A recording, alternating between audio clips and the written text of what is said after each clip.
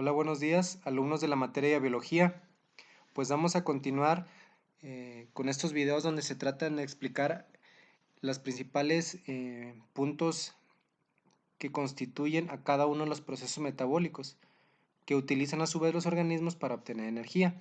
En el tema anterior o en el video pasado les estuvimos hablando sobre el tema de respiración celular. En este caso, este video va a tratar sobre el tema de fermentación en sus dos principales vertientes, que son fermentación láctica y fermentación alcohólica. De hecho, este es el cuadro general con el que resumíamos cuáles eran los principales procesos metabólicos que utilizaban los seres vivos. Decíamos que había el de respiración con sus dos vertientes o dos modalidades, la modalidad aerobia y la modalidad anaerobia.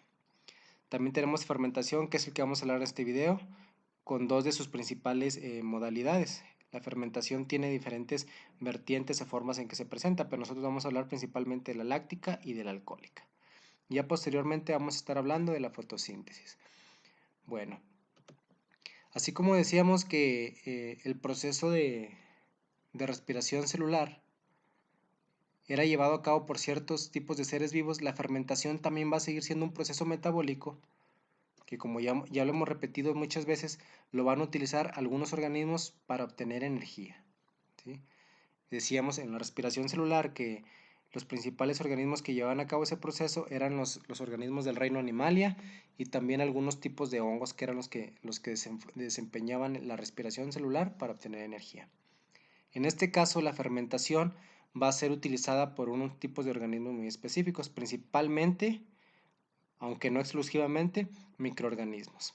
¿Qué tipo de microorganismos? Bueno, vamos a tener las levaduras, que son un tipo de hongos o de especies que pertenecen al reino de los hongos, pero son microscópicos.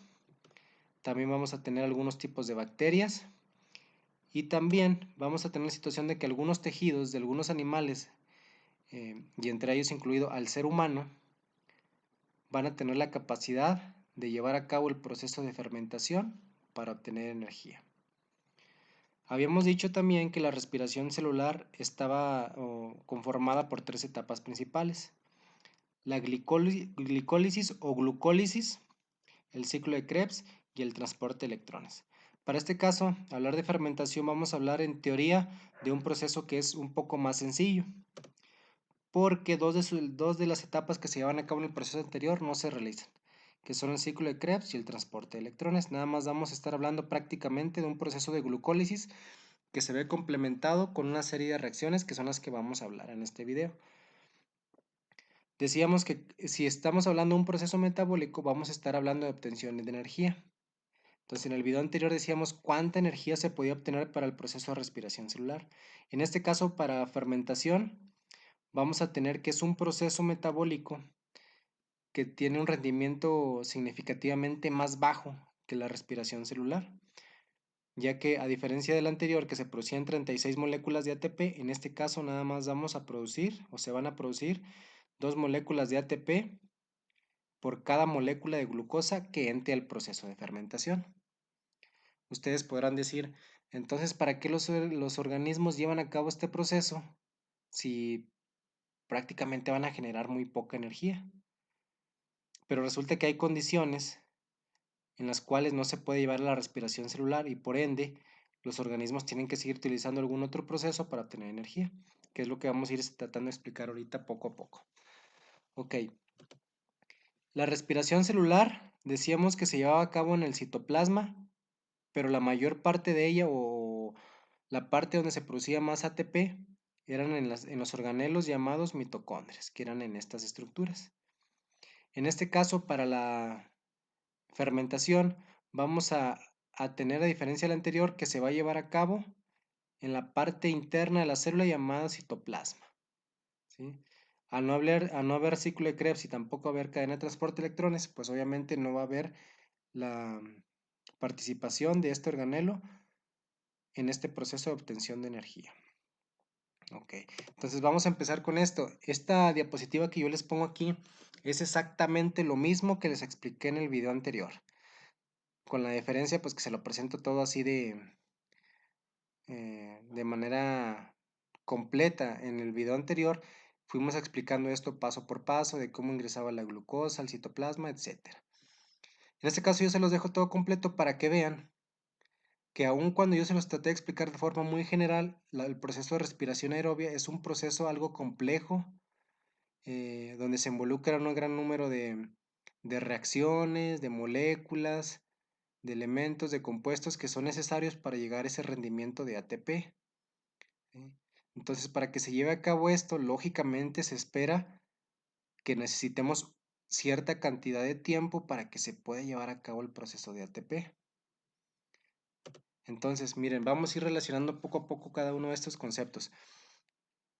Imagínense que nosotros necesitamos energía, pero que yo los pongo a ustedes a realizar una actividad.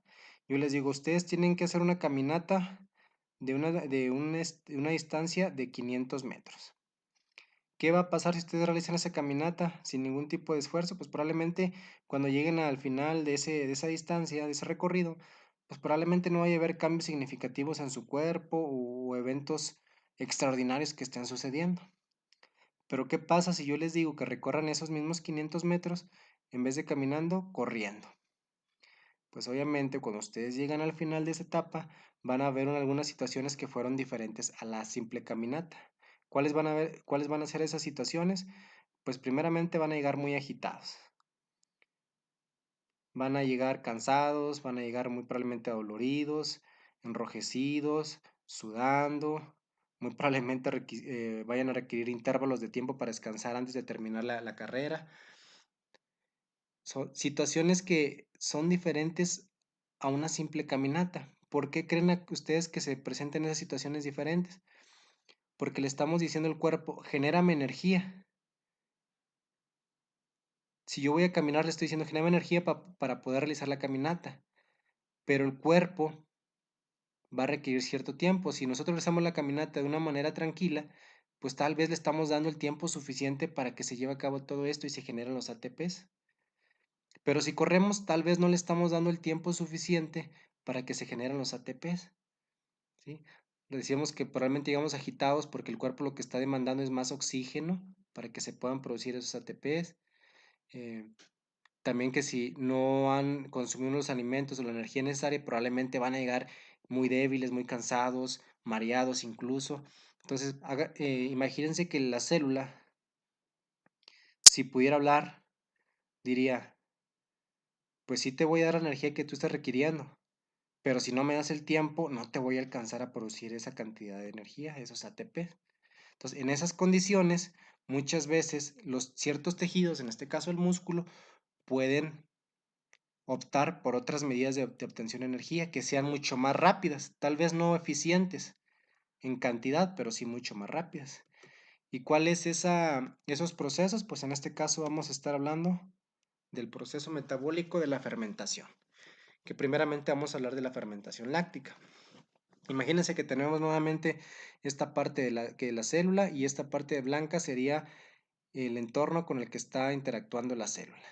Si hablamos que es una célula del tejido muscular, pues se puede seguir hablando que esa célula está interactuando con el tejido o con la circulación sanguínea donde se llevan nutrientes, entre ellos la glucosa. ¿Qué va a pasar aquí? Pues para no meternos tanto problema, va a pasar exactamente, al menos al inicio, va a pasar exactamente lo mismo que en la respiración celular. ¿Y qué era eso que pasaba? Bueno, que una glucosa ingresa al interior, en el citoplasma, y va a ocurrir o va a someterse a un proceso de glicólisis o glucólisis. De esa molécula de 6 carbonos se van a generar 2 moléculas de piruvato, que eran de 3 carbonos, como ya habíamos dicho. Entonces, habíamos comentado en la respiración celular que esos piruvatos iban a ingresar a la mitocondria para generar energía, pero que al menos en esta etapa inicial se podían generar, obviamente, bueno, esos 2 piruvatos, pero también se podían generar 2 coenzimas NAD y 2 moléculas de ATP. Decíamos que esas coenzimas y esos ATPs se gastaban cuando las moléculas ingresaban a la mitocondria, pero posteriormente y al final se iban a generar ATPs, o sea que era válido que se gastaran esos ATPs aquí para que se generaran después más dentro de la mitocondria. Pero el proceso de fermentación láctica como les dije yo ahorita, es un proceso que implica que es un poco más sencillo que la respiración, ¿sí?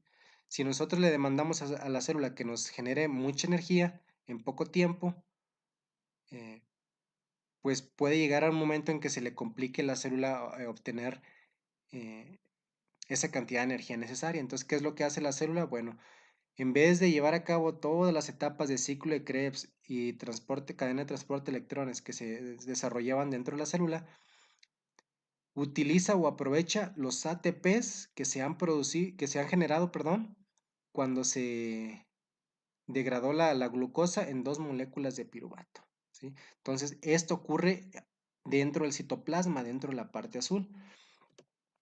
Entonces, estos piruvatos que tenemos aquí se generan dentro del citoplasma y son procesados dentro del citoplasma utilizando las moléculas que generamos en ese proceso de glucólisis, ¿sí? Esta es la molécula de piruvato, aquí se generan dos, pero aquí imagínense que nada más vamos a observar una. Esa molécula de piruvato va a interactuar con una de las moléculas NAD que se generaron y un hidrógeno. En ese proceso se va a deshidrogenar la molécula NADH al final para nomás tener la molécula NAD, ¿sí? Quiere decir que vamos a generar dos átomos de hidrógeno que se van a adicionar a la molécula inicial de piruvato y nos va a dar algo parecido a esto. Si se fijan, la parte superior de esta molécula, el piruvato, se queda igual. Un carbono unido mediante un doble enlace o un átomo de oxígeno y por otro lado unido también mediante un enlace sencillo a otro átomo de oxígeno.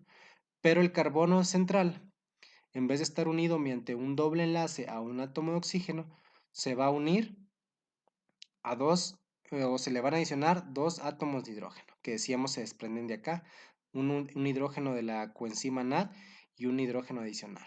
Estos ingresan a la reacción y se van a incorporar a la molécula para generar algo como esto. Esta molécula pues obviamente es diferente al piruvato que teníamos inicialmente y esta molécula se va a llamar lactato o lo que viene siendo el ácido láctico.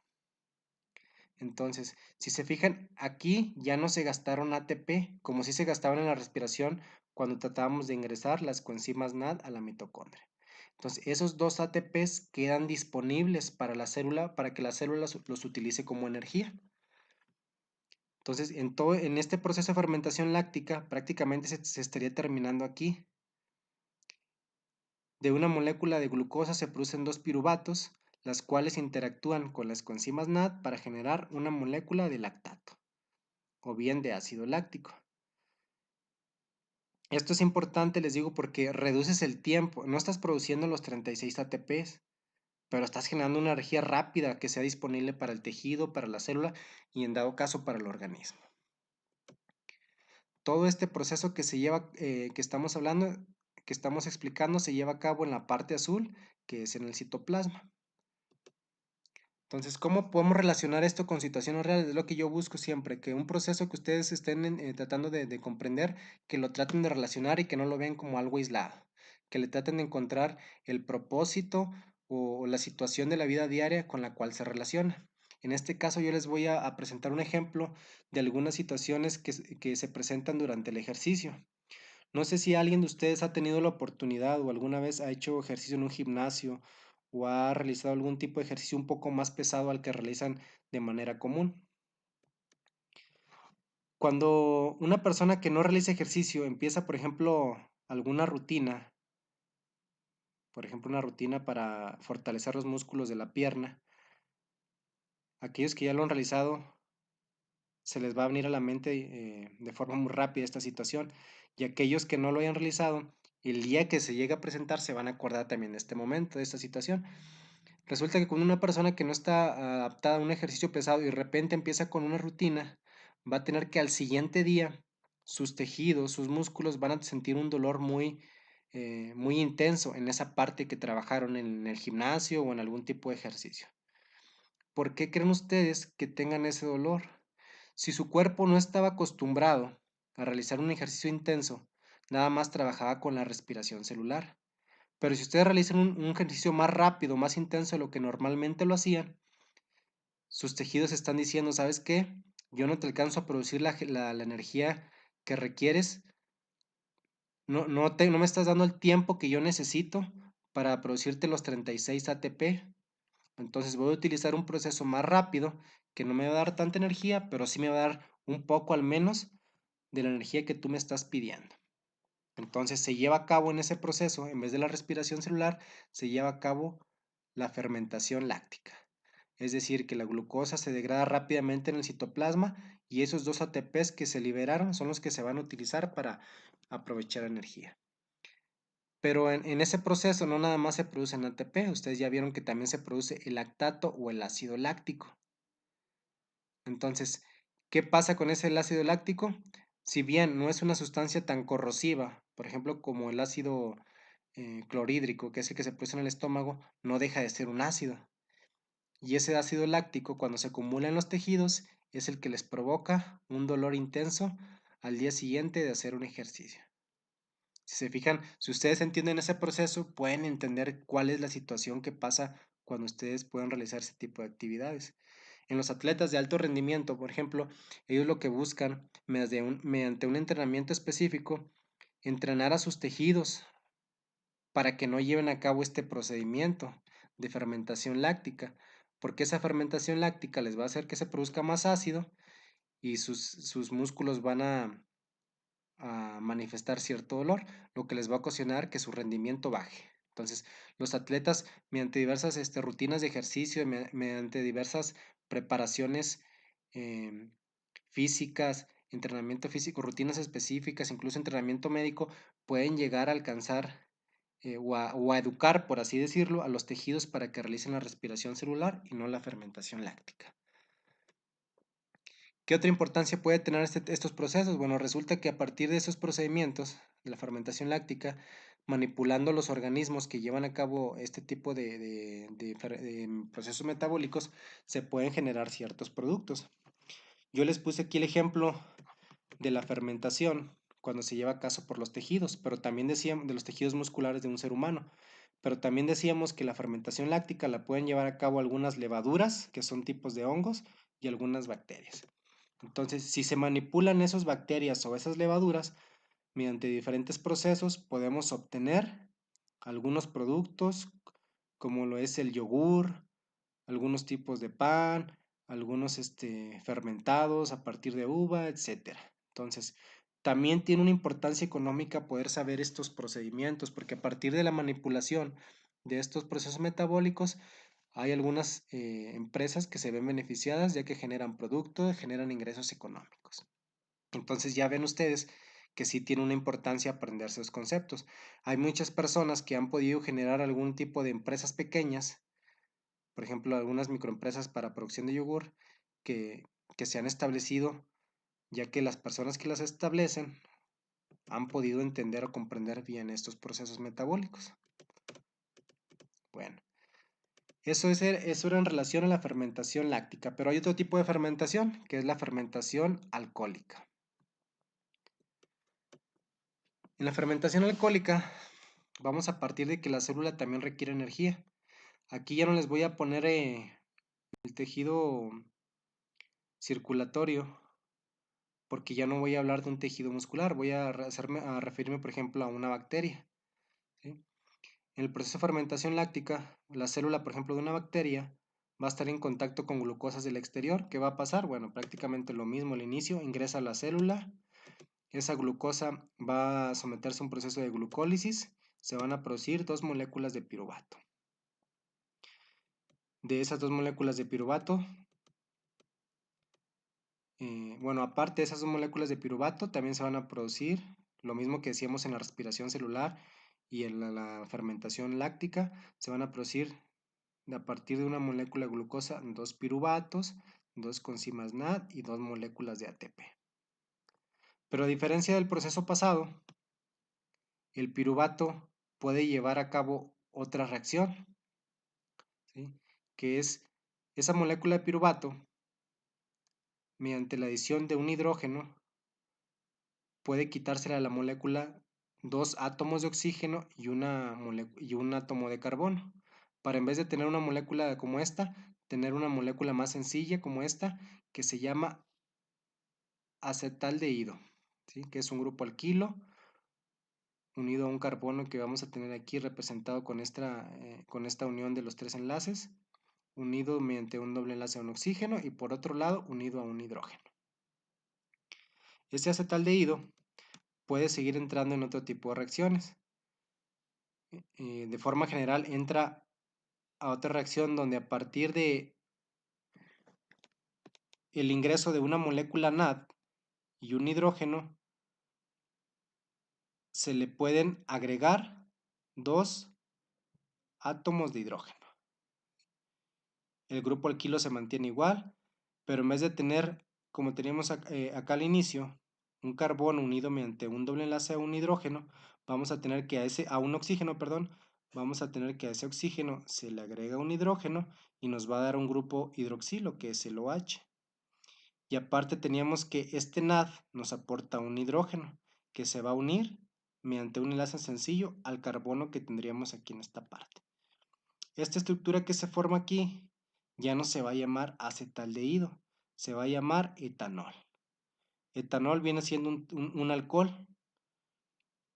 Es la molécula de alcohol que podemos conocer que viene presente en muchos productos, incluso para el consumo humano. Al igual que el proceso de fermentación láctica, este proceso va a ocurrir en toda la parte azul que ya habíamos dicho se denomina citoplasma. Entonces se fijan, las dos fermentaciones llevan a cabo el proceso de rompimiento de la glucosa. Solamente que la diferencia entre uno y otro es que el piruvato puede seguir dos rutas diferentes, una para producir lactato o ácido láctico y otra para producir etanol a partir del mismo piruvato. Obviamente aquí estamos llevando a cabo una reacción a partir de un piruvato, pero recuerden que tenemos aquí dos piruvatos, los cuales pueden ser sometidos a esta misma reacción química. ¿Qué importancia tiene conocer este procedimiento? Les digo, yo se lo estoy presentando aquí de manera muy general. Aquí es una reacción química un poco más compleja que requiere saber cómo interactúa este ion hidrógeno con los componentes del piruvato, pero eso no me importa mucho ahorita. Ahorita lo que quiero de manera general es que ustedes sepan que un piruvato que se produce en la glucólisis me va a generar al final de cuentas una molécula de etanol dentro del citoplasma. Y como en ese proceso no se gastan ATPs, pues yo voy a tener disponible estos dos de la glucólisis para que la célula, en este caso una bacteria, tenga energía disponible para sus funciones. ¿Cuándo se lleva a cabo este proceso de fermentación? Bueno, pues cuando no hay oxígeno. Hay algunas bacterias que pueden aprovechar el oxígeno, pueden realizar la respiración celular. Pero si no hay oxígeno, pueden llevar a cabo este proceso de fermentación. Porque como ustedes pueden ver aquí en esta parte, en estas reacciones, no se requiere la absorción de oxígeno que sí teníamos en la cadena de transporte de electrones. Entonces, por eso hay algunas bacterias que si no hay oxígeno, pueden realizar este procedimiento en lugar de la respiración celular. Entonces, ¿dónde lo podemos obtener o cómo se puede manipular este proceso para un beneficio económico? Bueno, pues, ustedes ya vieron un video, en una actividad les había dejado el proceso de elaboración de la cerveza. Veían ahí que había una etapa en la cual se utilizaban las levaduras en unos tanques denominados tanques de fermentación, donde se les adicionaban los carbohidratos del grano de cebada para que las levaduras llevaran a cabo la fermentación y a partir de esa fermentación se obtuviera un producto denominado alcohol. Y ese alcohol es el propio de las cervezas. Entonces, si ustedes conocen ese proceso de fermentación, saben por lógica que entonces el lugar donde se lleva a cabo esa fermentación tiene que ser un lugar cerrado. ¿Por qué no puede ser un lugar abierto? Porque si los tanques estuvieran abiertos y expuestos al ambiente, habría oxígeno. Entonces la bacteria o la levadura en este caso, perdón, va a decir, ¿para qué utilizo la fermentación? Si podemos utilizar la respiración y generar más energía.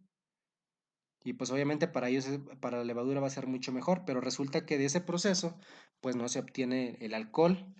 Por lo tanto, los que saben manipular estos procesos saben que tienen que controlar la presencia de oxígeno en los tanques, eliminarlo y si no hay oxígeno, ahora sí la levadura dice, no tengo oxígeno para llevar a cabo la obtención de energía, hay que implementar un proceso de fermentación alcohólica.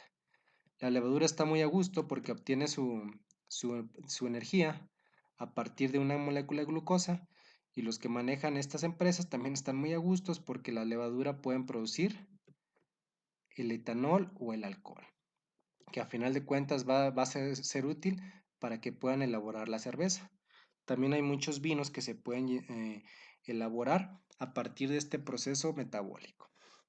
Entonces, lo que quiero con esto es que ustedes se den cuenta de que todo esto que yo les hablo, donde implican reacciones químicas, eh, estructuras moleculares, diversas situaciones que pudieran ser muy complejas, que eso no lo vean como hechos aislados, que ustedes vayan relacionando todos esos procedimientos metabólicos con cosas que podemos observar en la vida cotidiana. Le digo, puede suceder que algunos de ustedes, al entender todo esto más adelante, a lo mejor estudiando una carrera de biotecnología o de química, pues les pueda llamar la atención y probablemente algunos, ¿sabes qué? Yo quiero poner una planta artesanal de elaboración de cerveza.